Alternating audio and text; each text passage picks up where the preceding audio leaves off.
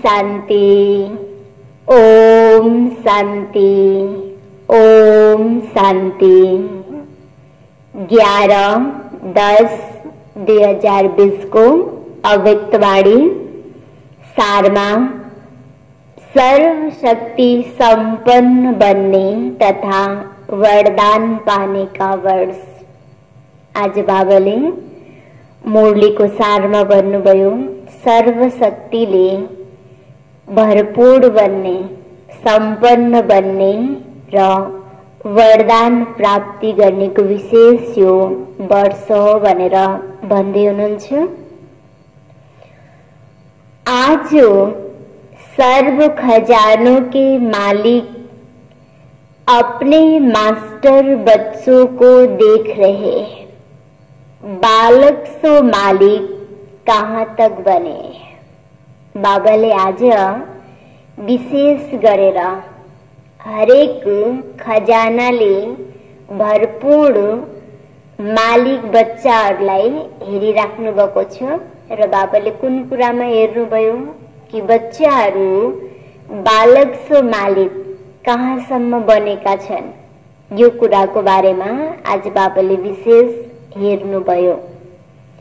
त हेरिसकेपछि कस्तो देख्नुभयो त बच्चाहरूलाई? यहाँ देख रहे हैं इस समय जो श्रेष्ठ आत्माएं सर्व शक्तियों के, सर्व खजानों के मालिक बनते हैं, वह मालिकपन के संस्कार भविष्य में भी विश्व के मालिक बनाते। तो क्या देखा? बालक तो सभी हैं, बाबा और मैं। यह लगन सभी बच्चों में अच्छी लगन लग गई। बालकपन का नशा तो सभी में है, लेकिन बालक सो मालिक अर्थात बाप समान संपन्न। बाबाले विशेष चेक गर्दा के देख्नुभयो? बालक सो मालिक। त बाबाले भन्नुहुन्छ अहिले संगमयुगमा हामी जति खजानाले, शक्तिले भरपूर भएर आफूले आफूलाई मालिक बनाउँछौं, त्यति नै भविष्यमा विश्वको मालिक, विश्व राजन बन्नेको, राजा बन्नेको संस्कार बाबाले भन्नुहुन्छ राम्रो तरिकाले हामीमा भरपूर हुँदै जान्छ भविष्यमा। अहिले जति हामी शक्ति र गुणले, खजानाले आफूलाई भरपूर गरेर मालिक बनाउँछौं, त्यति नै भविष्यमा विश्वको मालिकको संस्कार हामीमा भर्दै जान्छ। त्यसकारण बाबाले भन्नुहुन्छ मालिक र बालक, यसको ब्यालेन्स मिलाऊ। त त्यसमा पनि बाबाले बच्चाहरूमा बालकको लगन एकदम राम्रो तरिकाले छ। म बच्चा, बालक र म आत्माको पिता परमात्मा। त यो बालक र बच्चा, यसको लगन बाबाले भन्नुहुन्छ एकदम राम्रो तरिकाले छ। तर अब बालकको साथ साथमा बाबाले भन्नुहुन्छ हामीले आफूलाई बाबा समान गुण र शक्तिले सम्पन्न पनि बनाउनुहुन्छ र सम्पन्न बनाउनको लागि यसमा विशेष बाबाले भन्नुहुन्छ मेहनत गर। र बाबाले यो कुरामा बच्चाहरूमा के देख्नुभयो? अन्तर देख्नुभयो समानमा। बालकमा त बच्चाहरू ठिक छन्, लगन लागि नै रहेको छ, तर बाबाले भन्नुभयो मालिक बन्नेमा, बाबा समान बन्नेमा बाबाले अंतर देखनुभयो। तो बालकपन की स्थिति और मालिकपन की स्थिति, इसमें अंतर देखा। मालिकपन अर्थात हर कदम सोते ही संपन्न स्थिति में स्वयं का होगा और सर्व प्रति भी होगा। इसको कहते हैं मास्टर अर्थात बालक सो मालिक। मालिकपन की विशेषता, जितना ही मालिकपन का नशा उतना ही विश्व सेवाधारी के संस्कार सदा इमर्स रूप में होंगे। जति हामीले आफूलाई मालिक सम्झिन्छौं, त्यति बाबाले भन्नुहुन्छ मालिकको साथ साथमा मालिक भएपछि, राजा सम्झेपछि राजाको काम दिने दाता। त हामीले आफूलाई मालिक सम्झिन्छौं भनेपछि मालिकको साथ साथमा त्यहाँ बाबाले भन्नुहुन्छ सेवादारीको संस्कार पनि इमर्ज भइहाल्छ। सो त दिन पर्छ, दिनेको भावना, सहयोग गर्नेको भावना, यो बाबाले भन्नुहुन्छ अटोमेटिक हामीमा आउँछ, इमर्ज भइहाल्छ यो संस्कार। त्यसकारण बाबाले भन्नुहुन्छ आफूले आफूलाई मालिक सम्झियो। मालिक सम्झेपछि सेवाधारीको संस्कार सो त बाबा भन्नुहुन्छ इमर्ज हुन्छ। जितना ही मालिकपन का नशा उतना ही साथ साथ विश्व सेवाधारी का नशा, दोनों की समानता। जहाँ मालिक त्यहाँ बाबाले भन्नुहुन्छ सेवाधारी, दुईटाको के होस् ब्यालेन्स मिलोस्। यह है बाप समान मालिक बन्न। तब नै बाबाले भन्नुहुन्छ हामी बाबा समान मालिक बन्न सक्छौं। तो यह रिजल्ट देख रहे थे कि बालक और मालिक दोनों स्वरूप सदा ही प्रत्यक्ष कर्म में आते हैं, वह सिर्फ नॉलेज तक है। तो यो सिर्फ सुन्ने भन्नेसम्म छ, या बाबाले भन्नुहुन्छ आफ्नो प्राक्टिकल जीवनमा पनि तिमीले धारणा गरेका छौ। त हामीले यो कुरालाई प्राक्टिकल रूपमा धारण गर्नु छ। लेकिन नॉलेज और प्रत्यक्ष कर्म में अंतर है। कई बच्चे इस समानता में बाप समान प्रत्यक्ष कर्म रूप में अच्छे देखे। कई बच्चे अभी भी बालकपन में रह रहे हैं, लेकिन मालिकपन के उस रूहानी नशे में बाप समान बनने की शक्तिशाली स्थिति में कभी स्थित होते हैं और कभी स्थिति होने के प्रयत्न में समय चला जाता है। तो बाबाले के देख्नु भयो, कई बार बच्चा को स्थिति बन्छ पनि बाबा समान मालिक, तो कई मालिक बन्ने को साटो बन्छु भन्ने नै पुरुषार्थ गर्दा गर्दै बाबाले भन्नुहुन्छ कई बच्चाहरूको समय बितिरहेको छ, त्यो अवस्था त्यो स्वरूप नै बनिरहेको छैन। लक्ष्य सभी बच्चों का यही श्रेष्ठ है कि बाप समान बनना ही है। लक्ष्य शक्तिशाली है। अब लक्ष्य को संकल्प, बोल, कर्म, संबंध, संपर्क में लाना है बाबा समान बन्ने। यो जुन लक्ष्य छ हाम्रो, त त्यो लक्ष्यलाई बाबाले भन्नुहुन्छ हाम्रो जुन संकल्प हो, बोल हो, कर्म या सम्बन्ध, सम्पर्क, यसमा पनि बाबाले भन्नुहुन्छ ल्याऊ, यसमा अन्तर नहोस्। हामीले देवता बन्ने भन्छौं, त देवता बन्ने भनेपछि हाम्रो सोच पनि देवताको जस्तै होस्। हामी जुन स्थानमा छौं, जोसित हामी कारोबार गर्दाखेरि सम्पर्क सम्बन्धमा आउँछौं, त्यो समयमा पनि हाम्रो मनमा होस् कि म भविष्यमा गएर देवता बन्नेवाला आत्मा हो। त यसरी हरेक कर्ममा बाबाले भन्नुहुन्छ जुन हामी भविष्यमा बन्ने हो, वर्तमान समय हाम्रो सोचाइमा, हाम्रो संकल्प, कर्ममा पनि होस् जसले गर्दा बन्ने भविष्यमा हो त गुणहरू वर्तमान समयमा नै हामीले धारण गर्ने हो। र त्यो धारण गर्नको लागि विशेष बाबाले भन्नुहुन्छ चिन्तन गर तिमीले। जति हामीले चिन्तन गर्छौं त त्यो चिन्तन गर्दा गर्दै हाम्रो सम्बन्ध कर्ममा पनि अटोमेटिक आपसी आप चिन्तनको द्वारा स्वरूपमा पनि ती गुणहरू धारण हुँदै जान्छ। इसमें अंतर पड़ जाता है। कई बच्चे संकल्प तक समान स्थिति में स्थित रहते हैं, कोई संकल्प के साथ बाड़ी तक भी आ जाते हैं, कभी कभी कर्म में भी आ जाते हैं।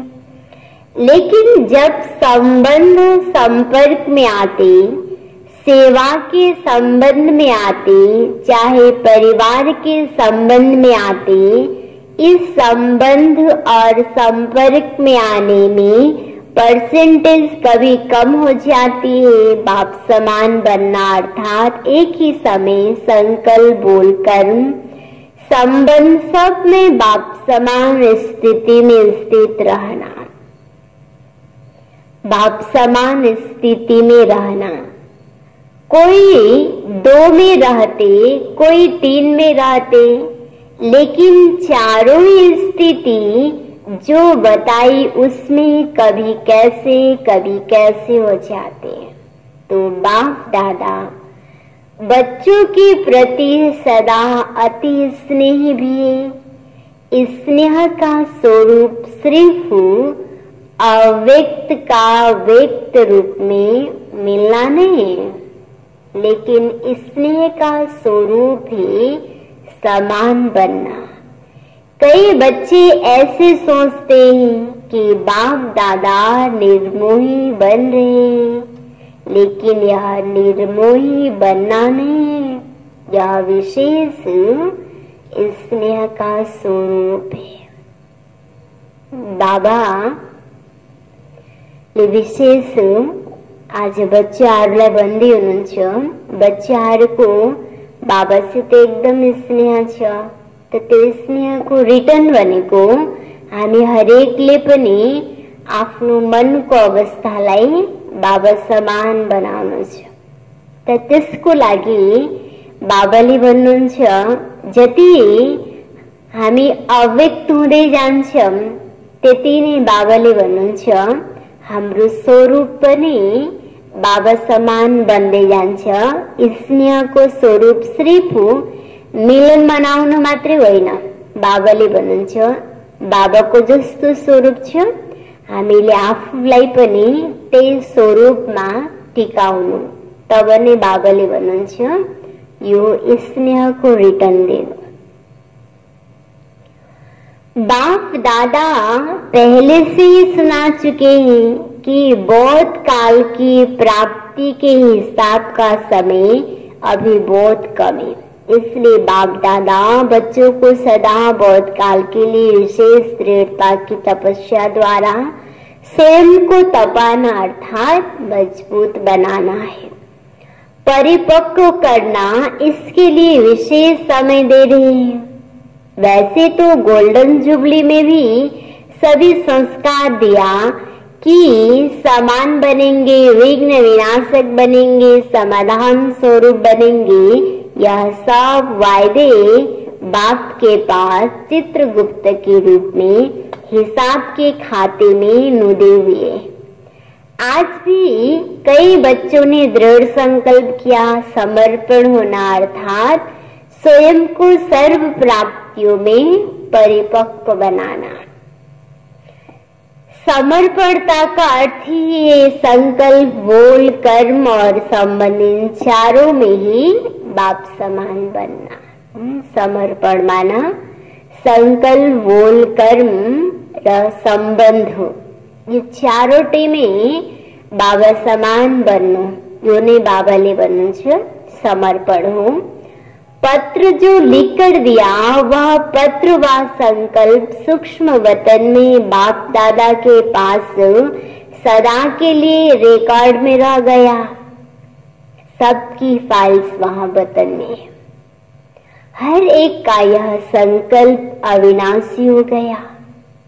इस वर्ष बच्चों की दृढ़ता की तपस्या से हर संकल्प को अमर अविनाशी बनाने के लिए स्वयं से बार बार दृढ़ता के अभ्यास से रोहरिहान करने के लिए, रियलाइजेशन करने के लिए और री इनकारनेट स्वरूप बन फिर कर्म में आने के लिए इस स्थिति को सदा के लिए मजबूत करने के लिए समय दे रहे हैं। तो बाबा ले विशेष समय तो बीती सक्यो, अब हामी लास्ट घडीमा छ। तो जुन यो लास्ट घडीको समय छ, जुन बचेको समय छ, तो यो समय बाबाले हामी बच्चाहरूको लागि विशेष के को लागि दिनुभयो कि आफ्नो स्थितिलाई चाहे संकल्पको रूपमा, चाहे बोल कर्म सम्बन्धको रूपमा जुन बाबा समान बनाउने जुन हामीले संकल्प गरेको छौं, तो यो संकल्पलाई विशेष गरेर अझै एकदम दृढ बनाउने, यसको लागि बाबाले भन्नुहुन्छ मैले यो समय दिएको हो भनेर भन्नुहुन्छ।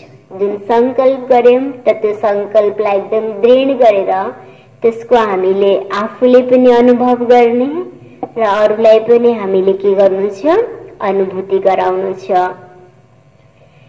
साथ साथ विशेष रूप में शुद्ध संकल्प की शक्ति से जमा का खाता बढ़ाना है। शुद्ध संकल्प की शक्ति का विशेष अनुभव अभी और अंतर्मुखी बन करने की आवश्यकता है। ब्राह्मण जीवन को खजाना बनेको नै स्वच्छता। त्यसकारण बाबाले भन्नुहुन्छ कि हामीले शुद्ध संकल्प को शक्तिलाई विशेष जमा गर्नु छ र अन्तर्मुखी बनेर त्यो खजाना को बाबाले भन्नुहुन्छ अनुभवी बन। अनुभवी बन्ने र अनुभवी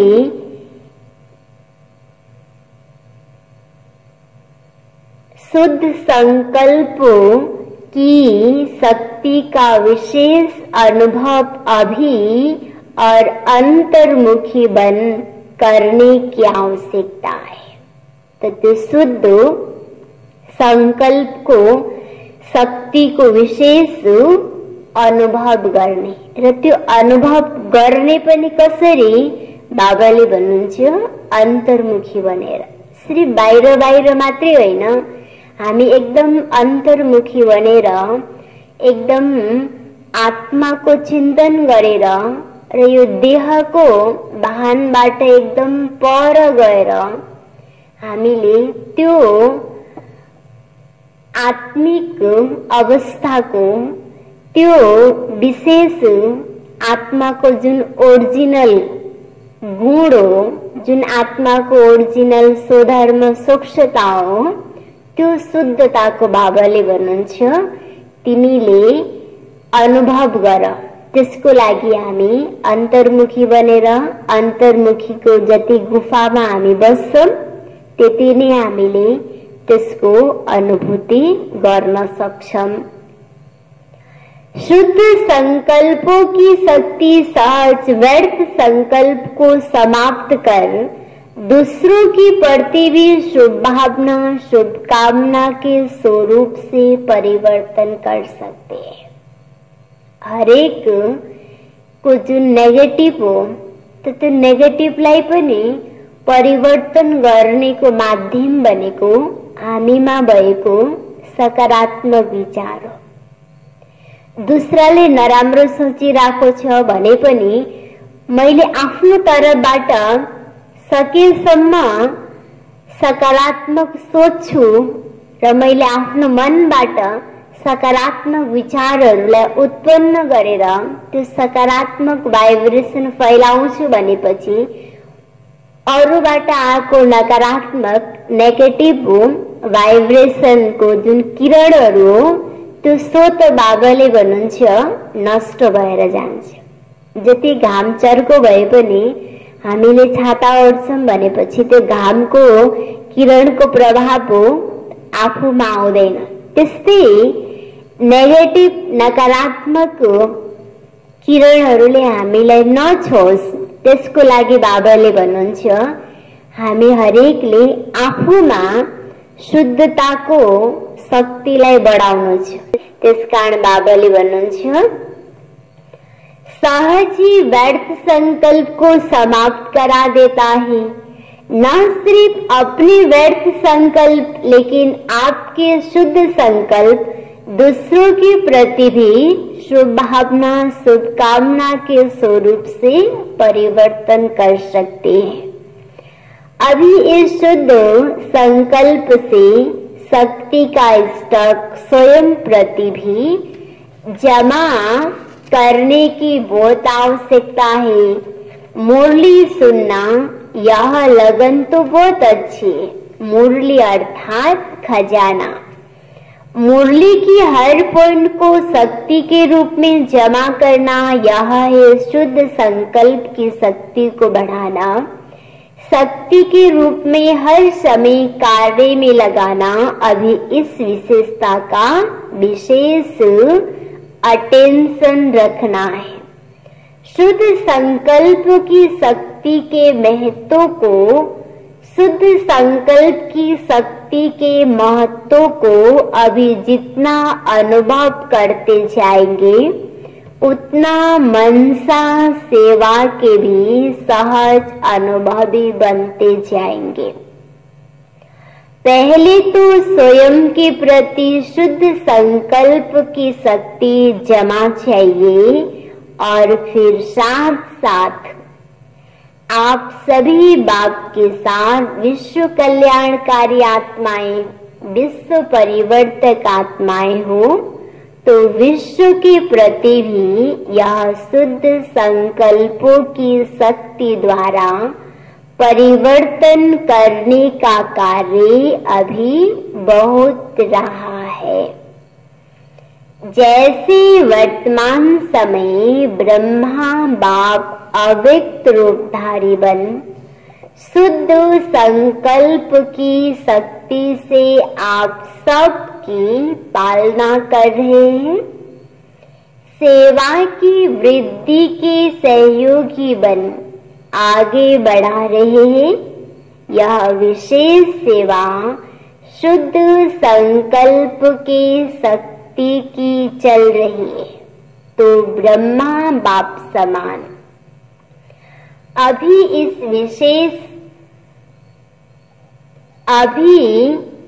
विशेषता को अपने में बढ़ाने का तपस्या के रूप में अभ्यास करना है। तपस्या अर्थात दृढ़ता संपन्न अभ्यास। साधारण को तपस्या नहीं कहेंगे तो अभी तपस्या के लिए समय दे रहे हैं।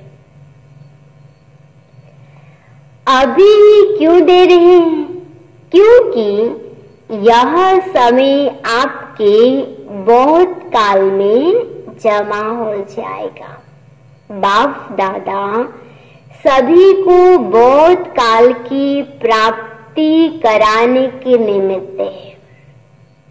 बाप दादा सभी बच्चों को बहुत काल के राज्य भाग्य अधिकारी बनाना चाहते हैं तो बहुत काल का समय बहुत थोड़ा है। इसलिए हर बात के समय को तपस्या के रूप में करने के लिए यह विशेष समय दे रहे हैं क्योंकि समय ऐसा आएगा जिसमें आप सभी को दाता और वरदाता बन थोड़े समय में अनेकों को देना पड़ेगा।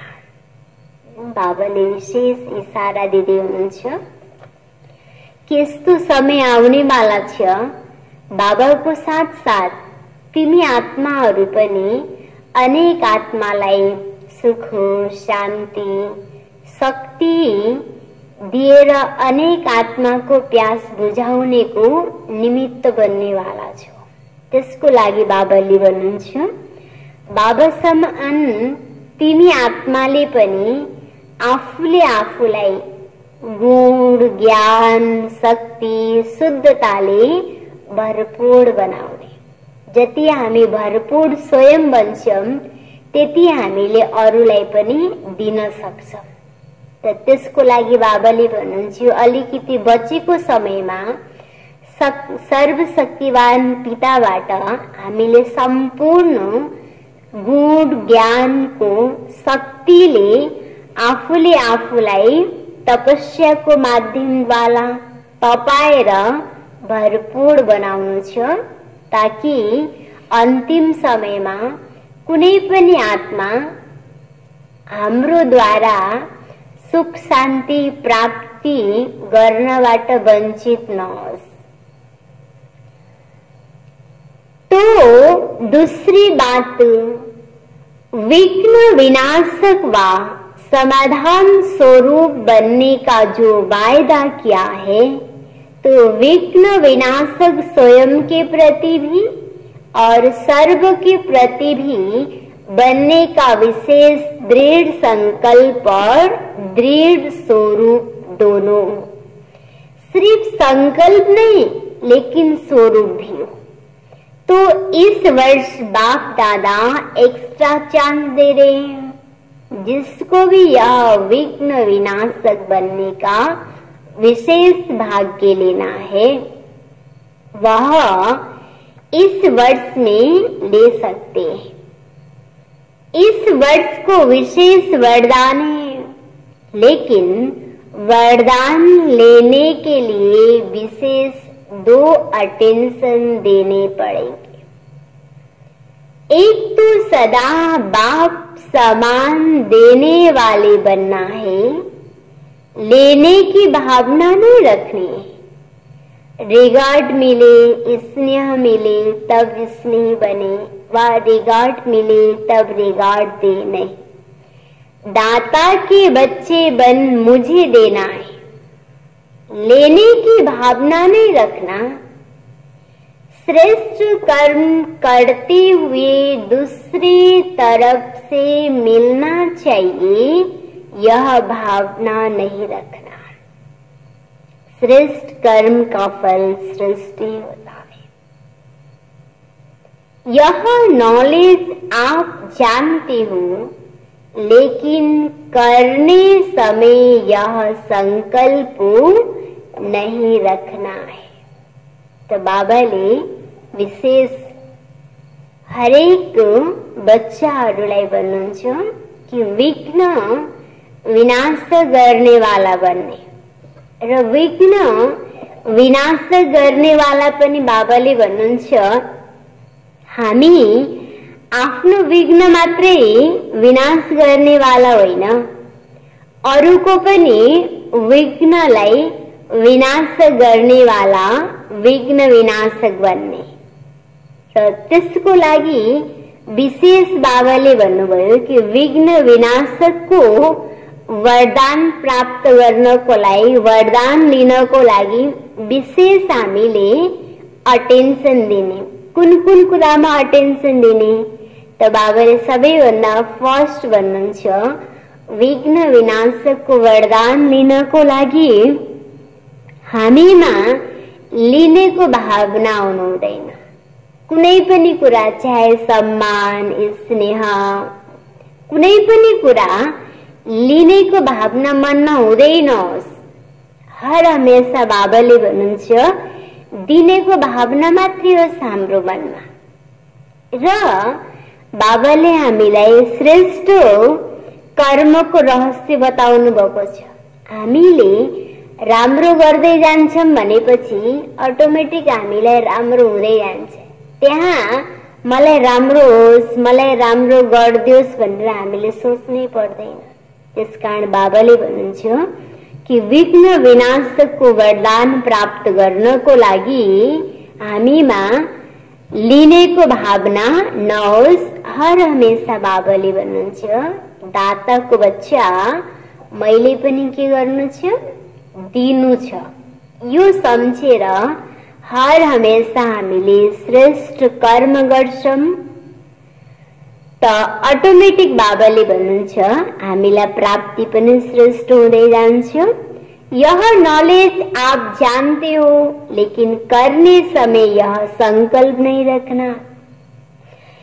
एक तो वरदान लेने के पात्र बनने के लिए सदा दाता बन करके रहना, और दूसरा विघ्न विनाशक बनना है। तो समाने की शक्ति सदा विशेष रूप में अटेंशन रखना। स्वयं प्रति भी समाने की शक्ति आवश्यक है। सागर के बच्चे हैं, सागर की विशेषता है ही समाना। जिसमें समाने की शक्ति होगी वही शुभ भावना, कल्याण की कामना कर सकते हैं। इसलिए दाता बनना, समाने की शक्ति स्वरूप सागर बनना, यह दो विशेषताएं सदा कर्म तक लाना। कई बार कई बच्चे कहते, सोचा तो था कि यही करेंगे, लेकिन करने में बदल गया। तो इस वर्ष में चारों ही बातों में एक ही समय समानता का विशेष अभ्यास करना, समझा? तो एक बात खजानों को जमा करने का और दाता बन देने का संस्कार नेचुरल रूप में धारण हो जाए, उसके लिए समय दे रहे। विघ्न विनाशक बनना और बनाना, इसमें सदा के लिए अपना नंबर निश्चित करने का चांस दे रहे। कुछ भी हो, स्वयं तपस्या करो और किसका विघ्न समाप्त करने में सहयोगी बनो। खुद कितना भी झुकना पड़े, लेकिन यह झुकना सदा के लिए झूलों में झूलना है। जति झुक्छम त्यति बाबाले के भन्नुभयो, सधैँको लागि झुलामा झुल्नु। जब यो कुरालाई हामीले आफ्नो कार्य कर्ममा स्मरण गर्छौं भनेपछि झुक्दाखेरि हामीलाई आफू एकदम सानो भएको, कमजोर भएको अनुभूति हुँदैन। त्यसकारण बाबा भन्नुहुन्छ, जैसे श्री कृष्ण को कितना प्यार से झुलाते, ऐसे अभी बाप तुम बच्चों को अपनी गोद में झूले में झुलाएंगे और भविष्य में रतनजड़ी झूलों में झूलेंगे और भक्ति में पूज्यवन झूलों में झूलेंगे। के गरेपछि बाबाले भन्नुभयो कि जति हामी झुक्छौं त्यति नै बाबाले भन्नुभयो, अहिले हामी झुक्छौं भनेपछि स्वयं परमात्माको गोदीमा झुल्छौं। भगवानले पनि आफ्नो गोदीमा राखेर झुलाउनुहुन्छ झुक्नेवाला बच्चालाई।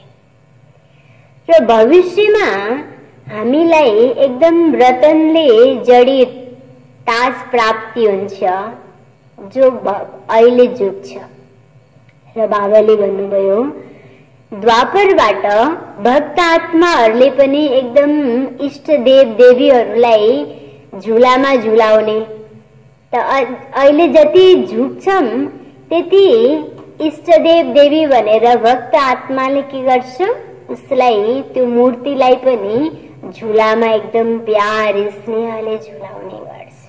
भनेपछि सहन गर्नु, बाबाले भन्नुहुन्छ महान बन्नु हो। सहन गर्ने भनेको शक्तिलाई धारण गर्ने हो, सहन गर्ने कमजोर बन्ने होइन। तो झुकना मिटना यह महानता है। मैं क्यों झुकूं, यह झुके। इसमें अपने को कम नहीं समझो, यह झुकना महानता है। यह मरना मारना नहीं, अविनाशी प्राप्तियों में जीना है। इसलिए सदा विघ्न विनाशक और विघ्न विनाशक बनना और बनाना है। इसमें फर्स्ट डिवीजन में आने का जिसको चांस लेना हो वह ले सकते हैं। यह विशेष चांस लेने के समय का बाप दादा महत्व सुना रहे हैं। तो समय के महत्व को जानो और तपस्या करना। तीसरी बात, समय प्रमाण जितना वायुमंडल अशांति और हलचल का बढ़ता जा रहा है, उसी प्रमाण बुद्धि की लाइन बहुत क्लियर होनी चाहिए, क्योंकि समय प्रमाण टचिंग और कैचिंग इन दो शक्तियों की आवश्यकता है। एक तो बाप दादा के डायरेक्शन को बुद्धि द्वारा कैच कर सको। अगर लाइन क्लियर नहीं होगी तो बाप की डायरेक्शन साथ मनमत भी मिक्स हो जाती और मिक्स होने के कारण समय पर धोखा खा सकते हैं। जितनी बुद्धि स्पष्ट होगी उतना बाप के डायरेक्शन को स्पष्ट कैच कर सकेंगी, और जितना बुद्धि की लाइन क्लियर होगी उतना स्वयं की उन्नति प्रति, सेवा की वृद्धि प्रति और सर्व आत्माओं के दाता बन देने की शक्तियां सहज बढ़ती जाएगी और टचिंग होगी। इस समय इस आत्मा के प्रति सहज सेवा का साधन वास्तव उन्नति का साधन यही यथार्थ है। तो वर्तमान समय प्रमाण यह दोनों शक्तियों की बहुत आवश्यकता है। इसको बढ़ाने के लिए एकानामी और एकानामी वाले बनना। एक बाप दूसरा न कोई, दूसरे का लगाव और चीज। लगाव तो रॉन्ग है, लेकिन दूसरे के स्वभाव का प्रभाव अपनी अवस्था को हलचल में लाता है। दूसरे का संस्कार बुद्धि को टक्कर में लाता है। उस समय बुद्धि में बाप पे या संस्कार है, चाहे लगाव के रूप में बुद्धि को प्रभावित करे, चाहे टकराव के रूप में बुद्धि को प्रभावित करे, लेकिन बुद्धि की लाइन सदा क्लियर हो। कुनै पनि आत्मा को प्रति एकदम लगाव पनि नहोस्। त्यसले पनि हाम्रो बुद्धिलाई के बनाउँछ, एकदम मलिन बनाइदिन्छ जहाँ लगाव छ। र बाबाले भन्नुहुन्छ टकराव त झन् हुनै भएन। जति आत्मा अर्चित हाम्रो टकराव हुन्छ त्यसले झन् बुद्धिलाई के बनाइदिन्छ, एकदम बुद्धिको लाइनलाई बाबाले भन्नुहुन्छ क्लियर हुन दिँदैन। जसले गर्दा समय प्रति समय बाबाबाट हामीलाई जुन इशाराहरू प्राप्ति हुन्छ त्यो इशाराहरू हामीले बुझ्न सक्दैनौँ, लिन सक्दैनौँ। त्यसकारण बाबाले विशेष गरेर लगावबाट टकरावबाट यो दुईटैबाट बाबाले भन्नुहुन्छ हामीले आफ्नो बुद्धिलाई एकदम टाढा राख्छौं। बुद्धि हाम्रो एकदम सोच क्लियर हुन्छ भनेपछि बल्ल बाबाको द्वारा समय प्रति समय जुन इशाराहरू हुन्छ त्यो इशाराहरूलाई हामीले बुझ्न, क्याच गर्न सक्छौं। एक बाप दूसरा न कोई, इसको कहते हैं एकानामी। और इकानामी क्या है? सिर्फ स्थूल धन की बचत को इकानामी नहीं कहते, वह भी जरूरी है, लेकिन समय भी धन है, संकल्प भी धन है, शक्तियां भी धन है। इन सब की इकानामी हामीमा भएको संकल्प, समय त जुन शक्ति छ यो पनि बाबाले भन्नुहुन्छ व्यर्थ नजाओस्। धनको साथ साथमा हामीले आफूमा भएको संकल्पलाई, शक्तिलाई पनि बाबाले भन्नुहुन्छ बचत गर्नु छ, व्यर्थमा त्यसलाई खर्च फाल्नु छैन। अनावश्यक कुराहरू सोचेर मनको शक्तिलाई फाल्तुमा बिताउने, अनावश्यक कर्महरू गरेर शक्तिलाई खर्च गर्ने, त हामीले भएकोलाई अनावश्यकमा खर्च गर्छौं भनेपछि कुनै समय त्यसको आवश्यकता पर्यो भनेपछि फेरि त्यो कम हुन्छ, कम भएपछि फेरि हामीलाई तकलिफ हुन्छ नि। त्यसकारण बाबाले भन्नुहुन्छ कि हामीले आफूमा भएको शक्तिलाई व्यर्थमा नफाल, त्यसको पनि के गर, इकोनोमी गर भनेर बाबाले भन्नुहुन्छ। इन सब की इकोनॉमी व्यर्थ में गवाओ। इकोनॉमी करना अर्थात जमा का खाता बढ़ाना। इकोनॉमी और इकोनॉमी के संस्कार वाले यह दोनों शक्तियां टचिंग और कैचिंग का अनुभव कर सकेंगे और यह अनुभव विनाश के समय नहीं कर सकेंगे। यह अभी से अभ्यास चाहिए, तब समय पर इस अभ्यास के कारण अंत में श्रेष्ठ मत और गति को पा सकेंगे। आप समझो कि अभी विनाश का समय कुछ तो पड़ा है, चलो 10 वर्ष से, लेकिन 10 वर्ष के बाद फिर यह पुरुषार्थ नहीं कर सकेंगे, कितनी भी मेहनत करो नहीं कर सकेंगे, कमजोर हो जाएंगे, फिर अंत युद्ध में जाएंगे, सफलता में नहीं। त्रेता युगी तो नहीं बनना है ना।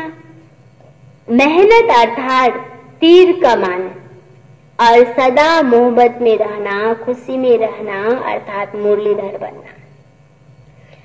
सूर्यवंशी बनना मुरली नचाती है और तीर कमान निशान लगाने के लिए मेहनत कराता है।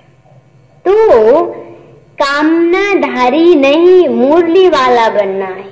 इसलिए पीछे कोई उलाहना नहीं देना कि थोड़ा सा फिर से एक्स्ट्रा समय दे दो, चांस दे दो, कृपा कर लो, यह नहीं चलेगा।